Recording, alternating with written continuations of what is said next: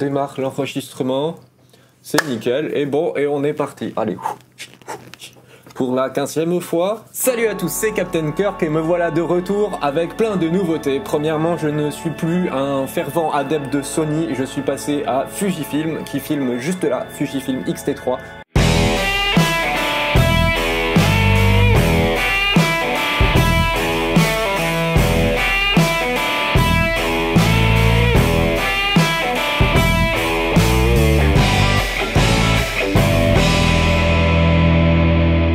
Deuxièmement, je ne suis plus sur Adobe Premiere Pro, After Effects, Photoshop et tout ça.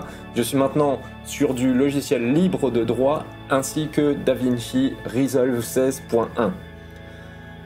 Donc on est là pour apprendre ce logiciel. Je vais faire 2 épisodes. Le premier, c'est, vous avez juste à suivre. Ce que je vais faire, c'est grosso modo les réglages du logiciel et comme ça vous allez savoir où sont les réglages. Et le deuxième épisode, je vais vous faire un petit montage type un peu reportage avec un peu de musique pour que vous voyez vraiment toutes les étapes du logiciel. Donc je vais vous les citer maintenant. L'étape, donc import de médias, la page de montage cut ou la page de montage edit, la page fusion, donc qui est la page d'effets spéciaux, la page d'étalonnage, la page de sound design, de son, de mixage, de mastering audio, et ensuite la page d'export, la page deliver. Voilà.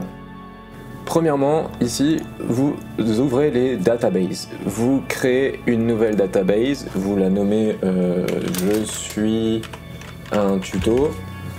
Je sais pas pourquoi je mets ça, mais c'est marrant. Vous la mettez là où vous voulez, de préférence dans un disque qui est rapide. On la crée. Oups, pardon. Il faut créer un dossier. Nouveau dossier. Voilà. Donc on sélectionne le dossier et on crée. Ok, donc vous voyez ici que votre nouvelle database, donc la base de données, désolé, est créée. Vous pouvez faire un clic droit. Activer Dynamic Project Switching, qui est le switch dynamique de projet, le changement dynamique de projet qui va servir d'ouvrir par exemple 2 projets en même temps et pouvoir changer d'un projet à l'autre. C'est vachement pratique pour faire des copier-coller ou autre. Une fois que c'est fait, on fait un nouveau projet, on le nomme tuto 1 pour moi, vous le nommez comme vous voulez. Donc tout d'abord vous allez dans espace de travail, workspace en haut, vous faites full screen monitor, comme ça vous avez toute l'image. Deuxièmement, en bas, vous mettez Show Icon Only. Ça va vous faire gagner un tout petit peu de place, c'est vachement plus agréable. En haut, vous pouvez le faire aussi, mais là, ça vous fait juste perdre les titres, ce qui est un peu bête. Ensuite, en bas à droite, il y a la petite maison, c'est le gestionnaire de projet. Et juste à côté, il y a la molette. Et là, on va créer des settings, donc des réglages pour le projet. Juste suivez de manière bête et méchante ce que je fais. Timeline Resolution, ça va être la résolution de la timeline, donc la résolution des clips que vous allez y mettre dedans, donc des clips que vous allez tourner. Moi, généralement, je tourne par exemple en 4K DCI et je filme en 24 images secondes. Attention, des fois il y a 23 976, moi c'est bien 24, vous je ne sais pas. Donc on fait playback, c'est la lecture grosso modo, la vitesse de lecture, donc je mets 24 images secondes pour que ce soit la même. En vidéo format, je mets 24 images secondes aussi, donc ça, le vidéo monitoring, c'est votre écran en fait. Donc moi, c'est du Full HD en 24 images secondes. Je mets en 8 bits parce que mon écran est 8 bits et pas 10 bits, et je mets en basique parce que du coup, je veux pas de scaling en fait. Ou sinon, je veux pas que ça travaille de manière plus dure. Optimized Media and Render Cache, c'est les médias optimisés et le rendu cache. Donc là, dans Optimized Media Resolution, on va mettre half. Par exemple, si vous shootez en 4K et que vous allez faire des médias optimisés qui sont l'équivalent des proxys chez Adobe, enfin qui sont des proxys en fait. Donc ça va réduire de moitié la qualité, de quart la qualité, d'un huitième. Genre si on réduit la qualité donc du 4K de moitié, ça veut dire qu'on tombera sur du 3K, de quart on va... attendez, 4K, 2K... Ouais, je sais pas trop. Bref, ça réduit la qualité. Donc je vous conseille, si vous avez un disque dur lent comme moi, vous mettez Quarter par exemple.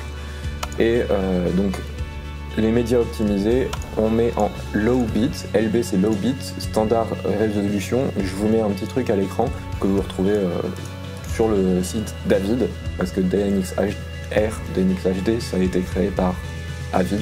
Ensuite, dans les cache file location, on va changer ça. Et on va les mettre en fait là où on a créé donc dans notre dossier de database. Hop, database, nickel. Ensuite on va dans image scaling, là on met scale entire to fit et image to fit. Ça veut dire que si vous mettez une image 1080 sur une timeline 4K, il va mettre l'image donc comme si c'était une image 4K. Si vous mettez par exemple center crop with no resizing, là il va la laisser au centre et à la taille de 1080. Donc ça veut dire que vous aurez des bandes noires tout autour.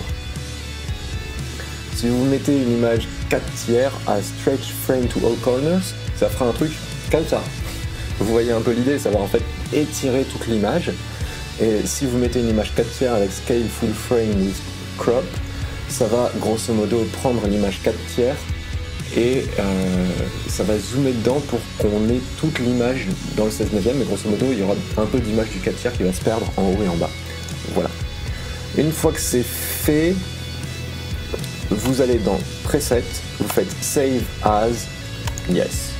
On update, c'était les lieux, les chemins des fichiers cache qu'on a nommés tout à l'heure, et on met config par def défaut. Et on fait un petit clic droit dessus, dans le truc qu'on vient de créer, Save as User Default Configuration.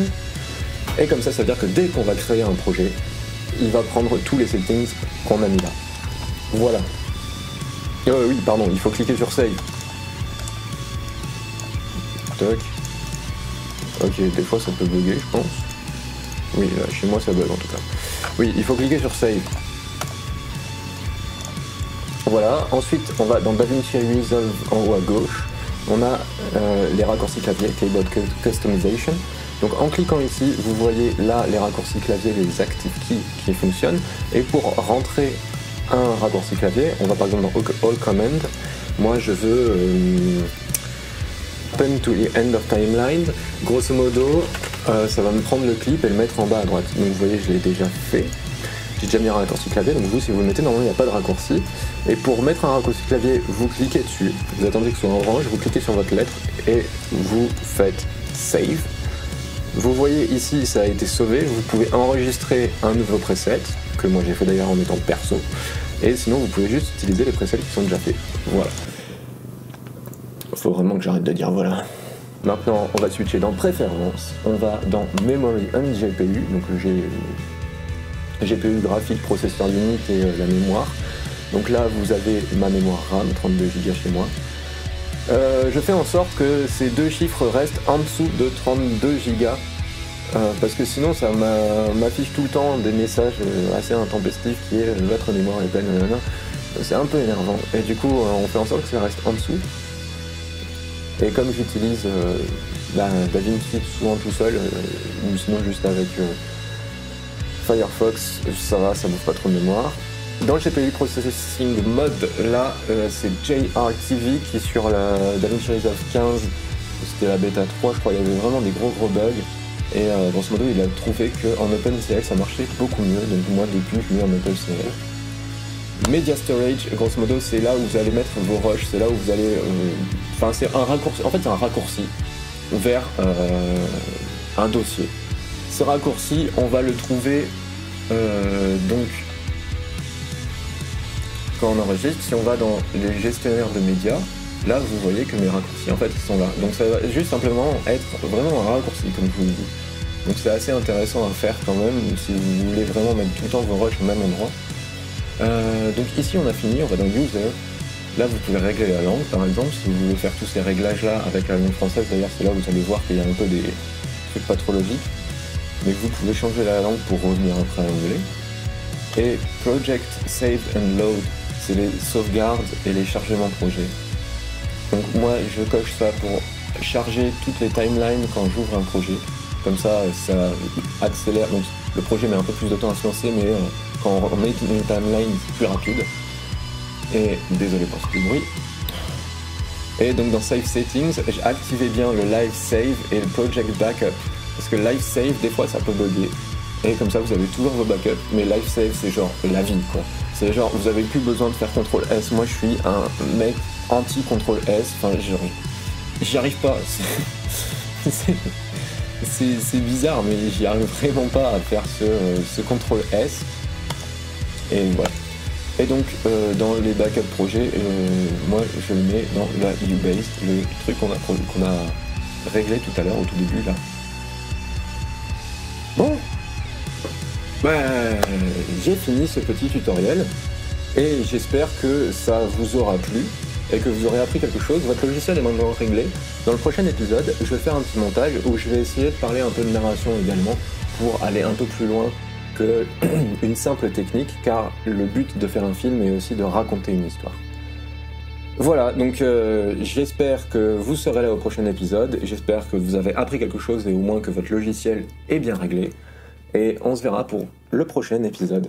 Salut, c'était Captain Kirk.